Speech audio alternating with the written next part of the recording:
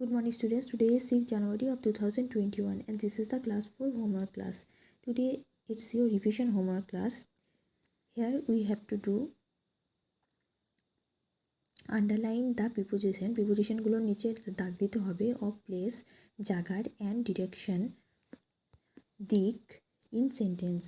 এই বাক্যগুলির মধ্যে right P for place, place কোনো জায়গা বোঝালে সেখানে পি লিখতে হবে, and D for direction, direction বোঝালে বা দিক বোঝালে সেখানে ডি লিখতে হবে। Number 1 sentence is a little girl lay on a grassy mound. এটা কি হবে?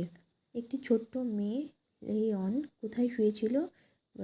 একটি ঘাসের ঢিপির ওপর।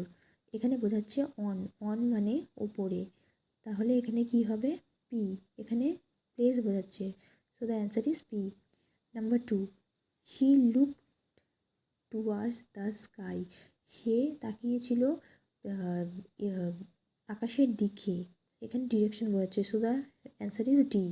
Number 3 the bright light in the sky made her curious. উজ্জ্বল আকাশের উজ্জ্বল আলো তাকে কিউরিয়াস বানাচ্ছিল। মেড হার কিউরিয়াস, তাকে কৌতূহলী বা কৌতূহল তার মধ্যে জাগাচ্ছিল, কৌতূহলী করছিল। এটি কি হবে? এখানে প্রিপোজিশন ইন দ্য স্কাই, আকাশের মধ্যে, সো এখানে অ্যান্সার হবে place, so the answer is প্লি।